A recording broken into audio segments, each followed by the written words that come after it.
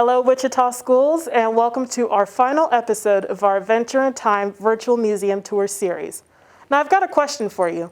Have you ever watched an old Western movie or TV show with your parents or grandparents? You'll see cowboys and Indians, guns and horses, and everything in between. But was it really like that in Wichita, Kansas in the Old West? Well, today we're going to find out more. Thanks, Charity. Hi, I'm Cynthia, and I'm one of the educators here at the Wichita-Sedgwick County Historical Museum. Now we're going to take a look at an exhibit called Magic City.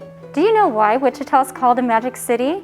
If you look at the sign, there's some hints there. At the bottom, there's an animal that was very important to the area in the late 1800s. This is actually the longhorn, referencing the cattle trade that went on here. And then if you move up, you see that it transforms into the airplane. Why would that be? Well, within a short span of 40 years, Wichita went from the cattle trade to the air capital of the world. So think about the city of Wichita today. It's full of buildings and houses and many places to go. But what did it look like in the 1800s? So looking at this mural, what do you see? Do you see a lot of trees? Do you see buildings and homes? There was a water source, the Arkansas River, but it was hardly navigable. Large trade ships couldn't go through because it was too shallow. So what other thing could bring people here? Well, the early people who traveled here, the pioneers, the settlers, and even the Native Americans, saw this as a blank canvas where you can make what you want here. So let's take a look at another reason why people wanted to settle here and establish a city. This is the reason why many people came to settle here.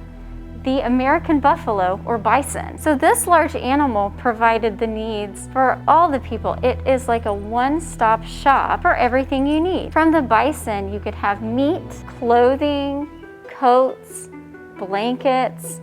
So this animal provided so much, and the early pioneers saw this as gold. One of the things that they needed was the hide for trading.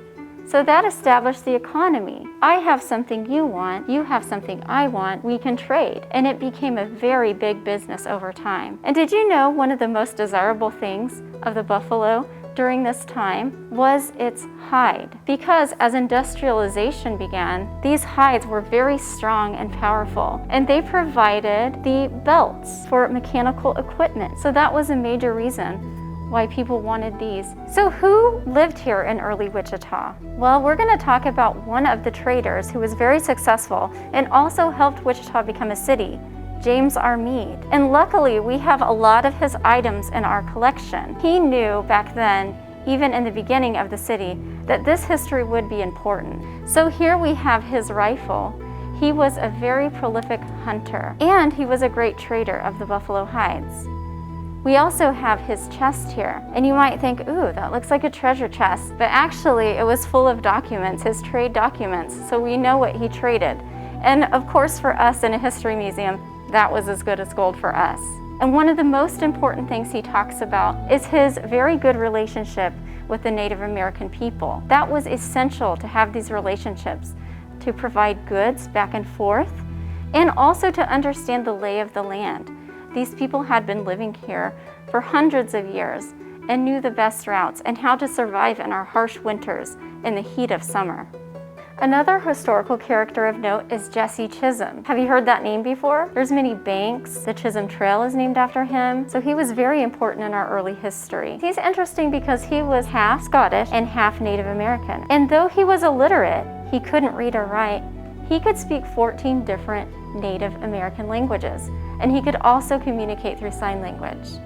So he was a very, very smart man. He also knew the best trails to travel and to trade from. So he traded and was an important part of the connection between traders and Native Americans.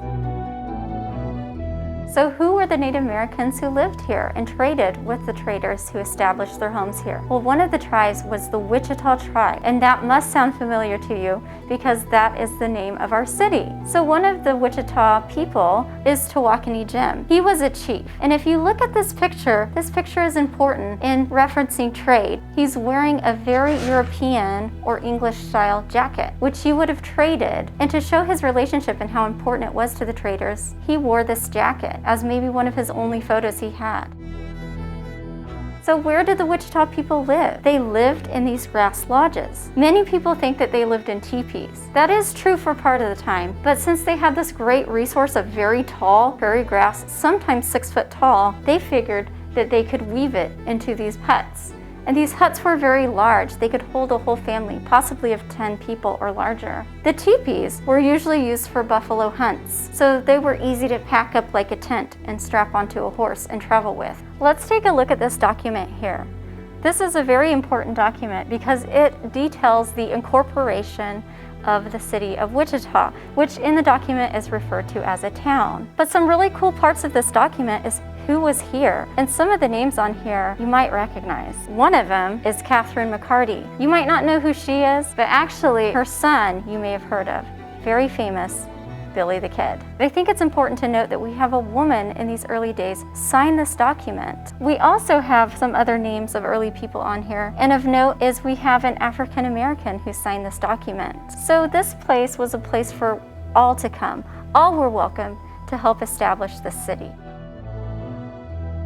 Well, unfortunately, we have reached the end of our Adventure in Time virtual tour series, but we've only scratched the surface of the treasures that can be found here at the Wichita-Sedgwick County Historical Museum. So whenever you're ready to come in, we'll be here waiting for you so you can have your own Adventure in Time.